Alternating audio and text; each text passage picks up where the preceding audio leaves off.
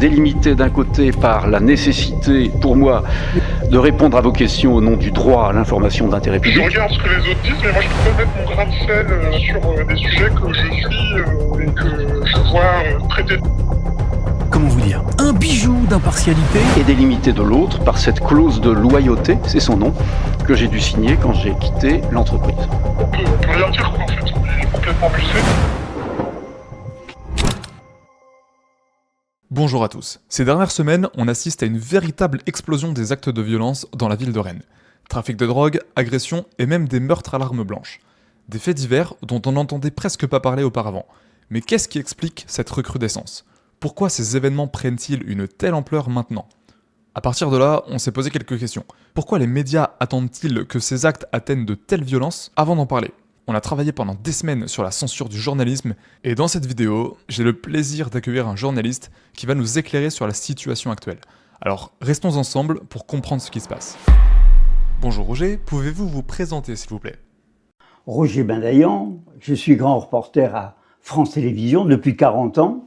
J'ai fait des études de cinéma, je suis diplômé de l'IDEC et j'ai été terminer mes études au Canada avec les échanges franco-canadiens où j'ai été diplômé et ensuite j'ai travaillé pendant 1 an à Radio-Canada. J'étais à la fois monteur, cadreur, assistant réalisateur.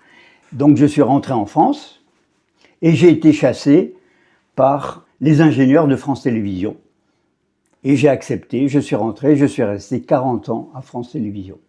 On va revenir un petit peu sur cette histoire. En 2017, vous avez enquêté sur une affaire de trafic de drogue à Rennes. Qu'est-ce qui vous a motivé à enquêter sur cette affaire ? En fait, c'est un peu un hasard. Moi, j'étais responsable de la culture, ici à France Télévisions, pour France 2 d'abord et ensuite pour France 3. Et j'étais donc en charge de la culture. Vu qu'il y avait des problèmes de drogue et de narcotrafic à la place de la République, mon rédacteur en chef, sachant que je parlais couramment l'arabe, donc m'a demandé d'aller voir les jeunes narcotrafiquants et pour voir si je pouvais faire une enquête.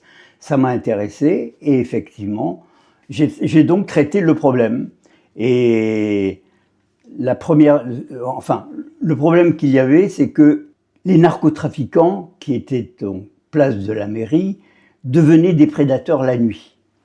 C'est-à-dire que dans la journée, ça marchait pas tout le temps. Et le soir, ils se rattrapaient en agressant ou des vieux couples ou même des jeunes couples. Et ça aboutit à une pétition. À peu près 350 personnes autour de la République ont signé une pétition parce qu'ils en avaient marre. A noter qu'aujourd'hui, une pétition similaire portée par le candidat de droite Thomas Rousseau recueille quant à elle plus de 660 signatures. J'ai été enquêté, j'ai parlé avec les jeunes trafiquants qui n'étaient absolument pas tous des mineurs, mais la plupart étaient des majeurs. Et j'ai été demandé aux autorités locales pourquoi ça continuait à se produire depuis 10 ans déjà. C'était en 2017, depuis 10 ans, le narcotrafic persistait à la République à 200 mètres de la mairie. J'ai été voir le responsable, le maire adjoint à la sécurité, et il m'a dit « Roger, tu peux pas les attaquer comme ça, ces jeunes, ils font vivre des familles entières, tu es intolérant ». Et à partir de ce moment, j'ai trouvé ça assez... Bon, j'ai été choqué. Et donc, il a refusé de m'en parler, puisque moi, je voulais le filmer. Et il m'a dit ça de lui à moi, mais a refusé de parler devant les caméras de télévision, puisque je suis grand reporter, et avec mon équipe, il a donc refusé. J'ai été voir toutes les autres instances, et malheureusement, on n'a pas pu avoir le témoignage donc, de la mairie. Avant 2020, Rennes enregistrait entre 2 et 4 règlements de compte violents par an, un chiffre relativement stable. Cependant, depuis 5 ans, ce nombre a explosé, avec des faits relatant entre 10 et 12 affrontements violents par année, notamment en octobre 2024, dans laquelle des fusillades ont éclaté dans le quartier Maurepas, impliquant même des armes lourdes comme des fusils mitrailleurs. À partir de ce moment-là, une cabale a été montée contre moi. On s'est plaint à France Télévisions de mon agressivité, alors que je n'ai jamais été agressif, et puis on m'a mis une mise à pied. Je n'ai jamais accepté cette mise à pied, et donc j'ai accepté d'être licencié, et je suis parti au bout de 40 ans. Moi, je n'ai jamais connu quelqu'un qui a été licencié au bout de 40 ans. Quel a été le moment le plus marquant dans cette enquête? Quand je me suis aperçu que ces jeunes narcotrafiquants agressaient réellement les gens et devenaient des prédateurs. Comment avez-vous réagi à la censure et aux représailles que vous avez subies, notamment l'attaque avec les pots de vin? Ah, j'ai été touché, ému, choqué. J'aurais pas pensé que France Télévisions, pour une chaîne de télévision à qui j'ai voué toute ma carrière, avec beaucoup d'investigations, j'aurais jamais pensé qu'on en serait venu à mettre une mise à pied aux doyens, je dis bien, des journalistes de France Télévisions. Jamais j'aurais pensé ça. Pour rappel, France Télévisions avait déjà fait l'objet de plusieurs critiques de la part de ses journalistes, notamment lors des élections européennes en janvier 2024. France Télévisions avait demandé une pause dans les investigations politiques pour privilégier les débats, suscitant des accusations de censure en interne. La Société des journalistes a dénoncé une décision perçue comme un recul pour le journalisme d'investigation. Quelles ont été les conséquences de cette censure sur votre carrière et votre vie personnelle? Eh bien écoutez, je suis parti avec un gros chèque, c'est vrai, comme tous les autres d'ailleurs. Tous les cadres de France Télévisions partent avec des gros chèques. Et j'ai arrêté de travailler, voilà. J'aurais voulu continuer, j'avais déjà fait 40 ans, mais j'ai été obligé de m'arrêter. Et j'étais au chômage. Enfin, au chômage, à la retraite, excusez-moi. Selon vous, quel est l'impact de ce genre d'intimidation sur la liberté de la presse et le travail des journalistes en France? Il est très important. Moi, je me suis retrouvé à France Télévisions parce que j'étais séduit par le service public de l'information. Je pensais que le service public de l'information intégrait l'ensemble du spectre politique, c'est-à-dire qu'on devait couvrir pour le public de l'extrême gauche jusqu'à peut-être l'ultra-droite. Mais ce n'est pas ce qui se passait. Quand on travaille pour l'État, donc il fallait rentrer dans un certain format et une certaine doxa. Et donc, je trouve que la liberté d'expression n'existe pas, justement, dans le service public de l'information. Vous dites qu'il y a une ligne directrice sur ces médias. Qui dirige ces lignes directrices? Les lignes directrices sont vraiment, évidemment, politiques. C'est-à-dire que le service public de l'information a été mis en place par le général de Gaulle. France 2 devait couvrir et valoriser les élus nationaux, alors que France 3, en région, devait valoriser les élus locaux. Donc, nous étions d'une certaine manière assez soumis à ce que les mairies nous imposaient ou les directions régionales. Pensez-vous que la décision de vous écarter de cette enquête proviendrait de la mairie? Dans ce cas-là, c'est tout à fait ça.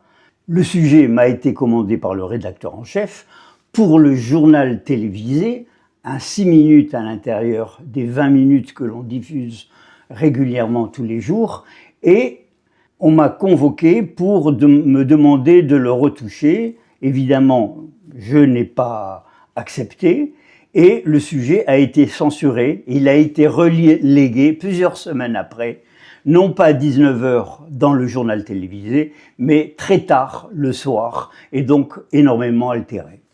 Que pensez-vous du rôle des syndicats dans le journalisme? Alors, le rôle des syndicats à France Télévisions, il est très important et je le regrette. Parce que, d'abord, très peu de gens sont syndiqués, à environ 7%, mais c'est eux qui agissent et sont déterminants au niveau des programmes et de l'information et même de l'embauche. Personnellement, je voulais continuer à travailler malgré mes 66-67 ans, mais les syndicats ont insisté pour que je m'en aille, et donc je suis parti. Voilà. Par qui sont subventionnés les télévisions et les journaux locaux? Alors, Évidemment, France Télévisions est subventionnée par l'argent de l'État. Donc c'est pour ça que l'on est une télévision de service public. Je voudrais dire que toutes les télévisions sont publiques. Il suffit d'allumer sur un bouton et n'importe quel spectateur peut regarder la télévision publique. Mais les services publics, une télévision de service public, c'est autre chose. On devrait être au service de tous les publics. Or aujourd'hui, France Télévisions est au service d'une certaine doxa, qui est celle évidemment de l'État ou des autorités locales en région. Pensez-vous que les télévisions publiques représentent tous les citoyens français ? Alors, normalement, l'information de télévision de service public devrait informer tout le monde et représenter toutes les formations politiques, quelles qu'elles soient, allant de l'ultra-gauche jusqu'à l'extrême droite. Mais ce n'est évidemment pas ce qui se passe, et ça, c'est déplorable. Aujourd'hui, quel conseil donnerez-vous à un jeune journaliste qui se lancerait en télévision publique ? D'abord, c'est très difficile de rentrer dans la télévision publique. À l'époque où je suis rentré, c'était les diplômes qui prévalaient, l'expérience un petit professionnelle, et puis on passait même des concours. Aujourd'hui, un jeune qui doit rentrer dans une télévision de service public, malheureusement, il doit passer par le filtre des syndicats. Et ça, c'est dommage. Un point également impressionnant est aussi le nombre de chaînes de télévision de service public à travers l'Union européenne. En Allemagne, on compte 2 chaînes principales, en Italie 3, en Espagne 2, aux Pays-Bas 3, en Suède on compte 2 chaînes principales, en Roumanie 4 et en Lettonie seulement 2. Alors qu'en France... En France, il y a 7 chaînes de télévision de service public, c'est énorme. Et en plus, elles sortent rien. Moi, je sais qu'ici, en Bretagne, là où j'étais, mais franchement, il y avait une qualité technique, mais on ne sortait rien. Au niveau de l'information, il n'y a rien, vraiment. Les seuls qui sortent une information intéressante, même sur le plan national, ce sont les télévisions privées. Et nous, on est derrière simplement pour appuyer ou non. On reprend toutes les informations, même les enquêtes et tout ça, on les reprend. À France Télévisions, on ne sort rien. Seulement, bon, on a de l'impact parce qu'il y a 7 chaînes de télévision publique en France, c'est énorme. L'argent, c'est 4 milliards de budget, c'est énorme. Diriez-vous que cet argent est bien utilisé par les télévisions publiques ? Je pense pas du tout. Déjà, le service public utilise cet argent pour produire le cinéma, un cinéma qu'il déteste en même temps. Le cinéma déteste la télévision. Or, aujourd'hui, le cinéma en France n'existerait pas s'il n'y avait pas la télévision. C'est elle qui subventionne tous les films français, grâce à l'exception culturelle, la soi-disant exception culturelle française, qui en fait ne fait qu'alimenter quelques comédiens, quelques réalisateurs, mais pas l'ensemble. Quel conseil donneriez-vous pour trouver une information fiable aujourd'hui ?